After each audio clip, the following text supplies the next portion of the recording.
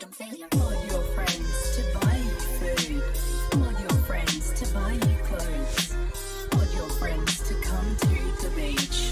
Add modifications to want your friends.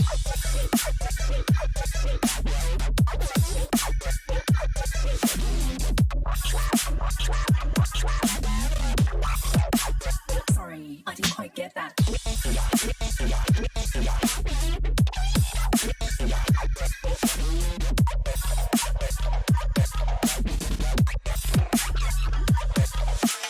Want your friends to stop listening to Taylor Swift.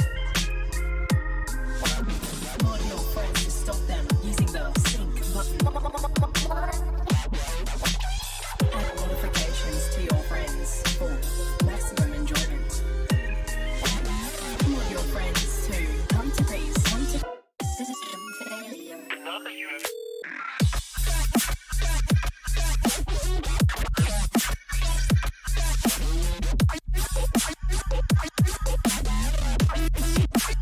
Sorry, I didn't quite.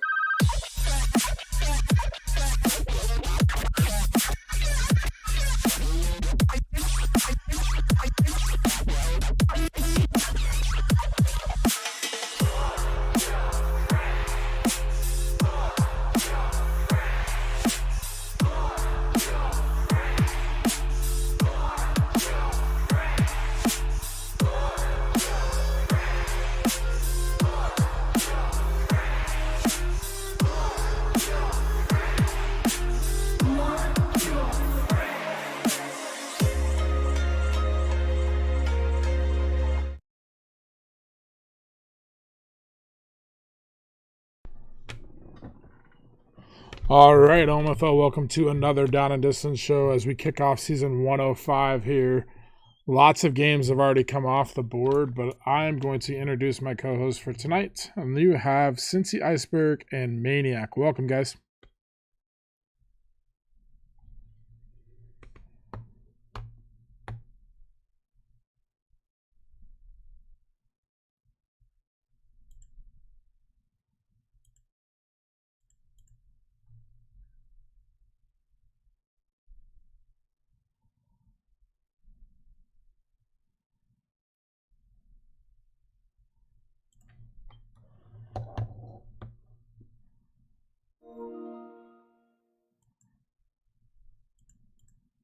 All right, well, there you have it, guys. We are looking at, I'm not sure what's going on here. This is acting up again. But yeah, we are kicking off season 105, and I'm going to ask one of you guys, since this is OBS did a whole new update, can you guys check in and make sure your voices are coming through as we are kicking off season 105? Like I said, a lot of games have already taken place, and some are being played here later this evening. That's what I thought. I am working on that. Why is that not?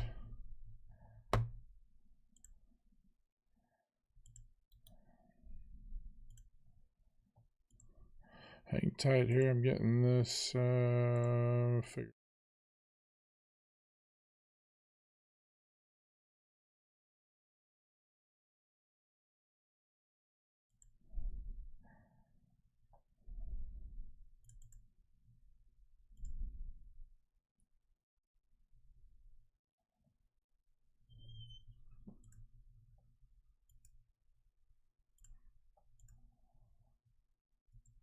All right, how about now? Can I have you guys talk and see if your guys' voice coming in now?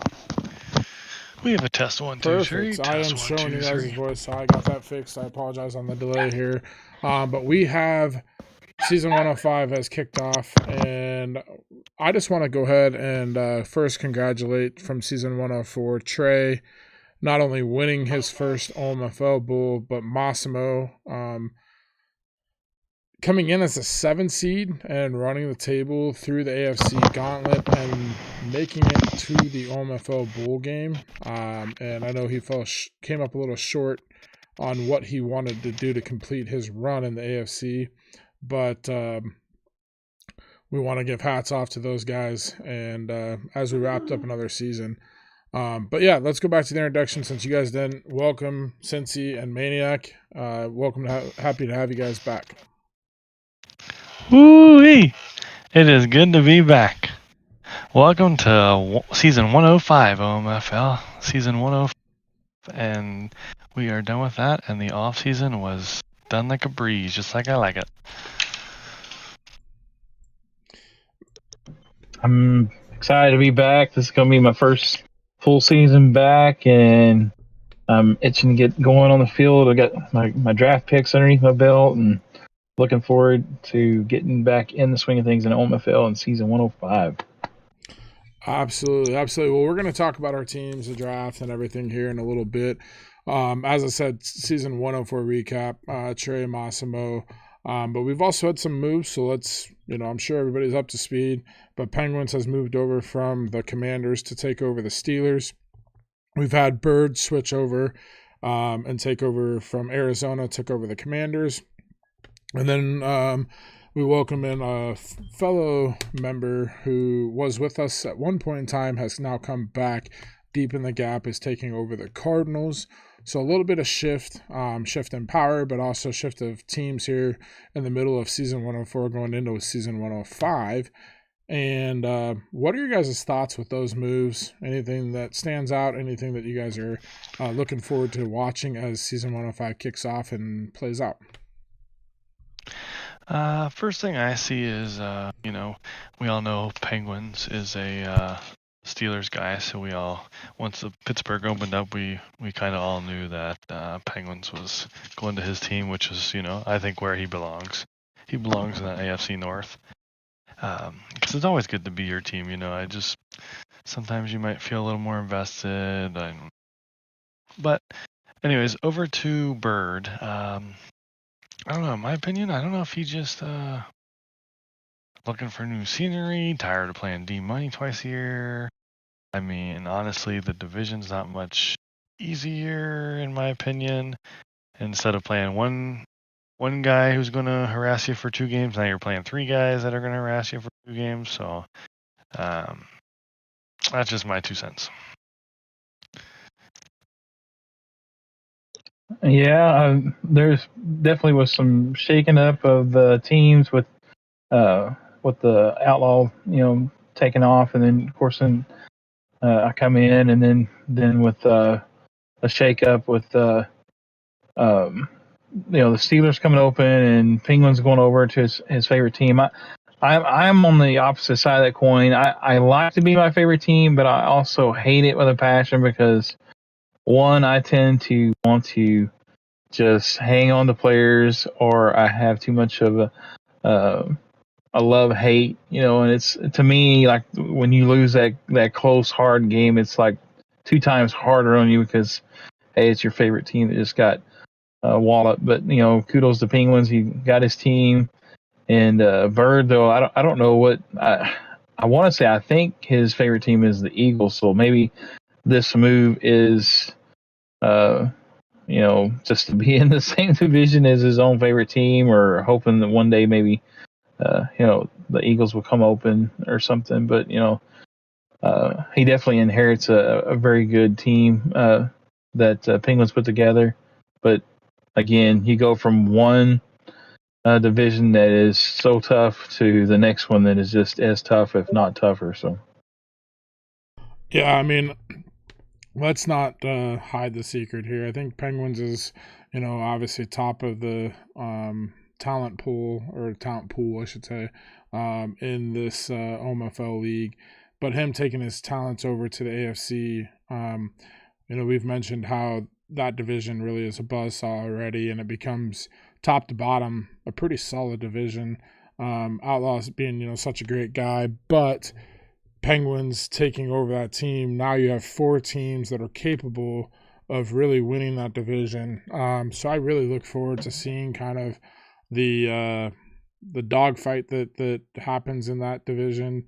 We got Denbrew, who had his 4 or so consecutive OMFL appearances. You have Little Koch, who was the number 2 seed in the AFC. And then you have Penguins, who's been a staple. And then, like we've all know, and I've mentioned multiple times, anytime Mikey gets plugged in with the Ravens, he's had his moments where he's been a powerhouse and, one of the leading teams in the OMFL. So if he's plugged in, it's going to be a fun 4-team race in that division alone. And I could definitely see 3 teams coming out of the AFC North. One thing, since you mentioned playing Dwayne and Colin, but almost, it's like 2 to 4 games depending on what team and how that season's going for Colin. But Dwayne being pretty much a staple, now he's going to have 4 to 6 games.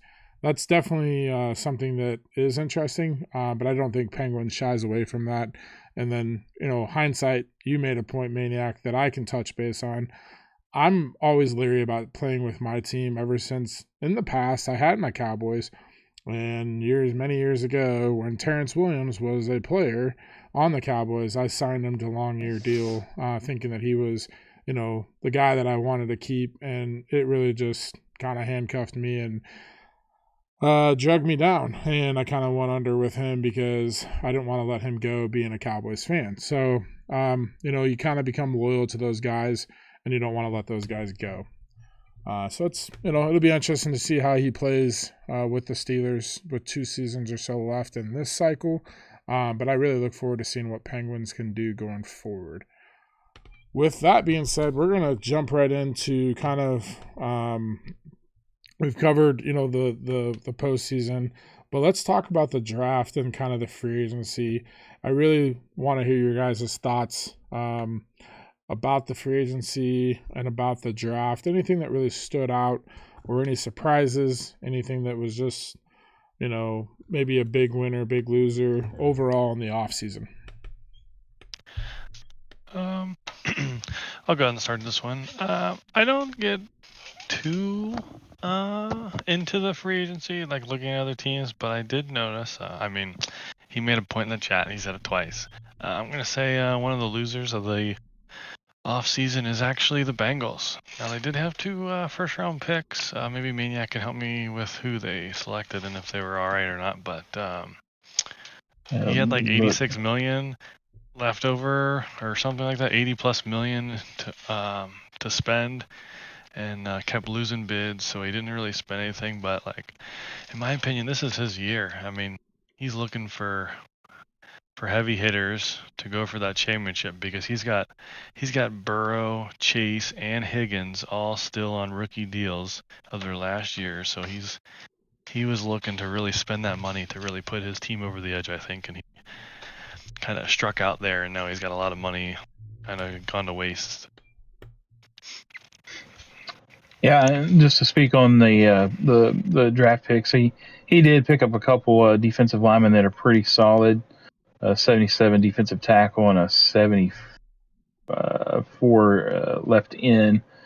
But yeah, speaking on the free agency, things have changed a little bit. I kind of see like both sides of it. I really felt like it was a lot different, more